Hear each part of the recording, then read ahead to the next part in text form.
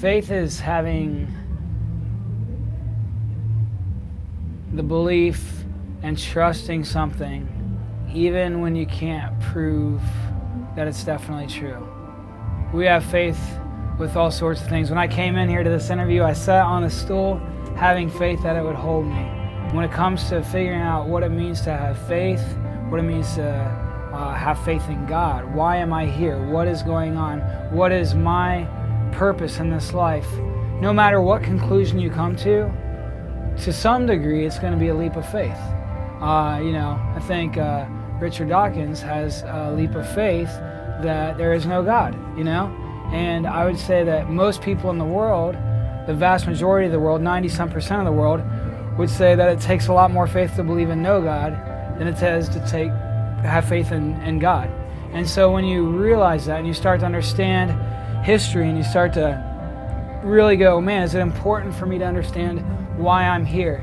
Hopefully, in my opinion, it's something that you'll start to realize, man, a lot of these major religions all come from similar places. A lot of these stories all kind of go together. It all kind of goes back to certain things. And the fact that there are more people in the world today than have ever lived in the entire history of humanity, you start to realize it's a smaller world than we really think it is, And so all of a sudden things start clicking.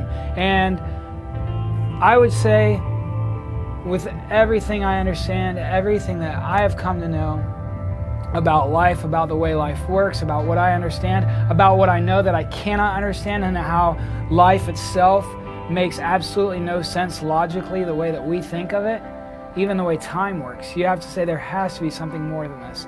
And when there are so many people that say they saw the life of Jesus Christ and the miracles he performed and the things that he did and the things that he said, and when he says that he is the way, that he is the truth, that he is the Son of God, when you start to see that there are all kinds of people, hundreds if not thousands of people that saw him raised from the dead, you can't deny that. You can't just scuff it off and say, well, that's no big deal.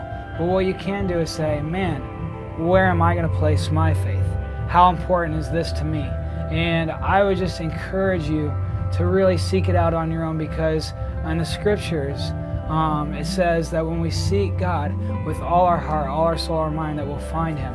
And so you have to decide, am I going to go through this life and waste it and miss the mark and not find out all that God has for me and live life my way and completely possibly miss out on how huge God is and what he can do in your life, and not only in your life but through you and other people's lives?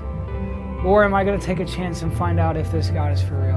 And I would recommend that you do that. I would recommend that you dig into it, that you find out more about the scriptures, how they came to be, what they mean.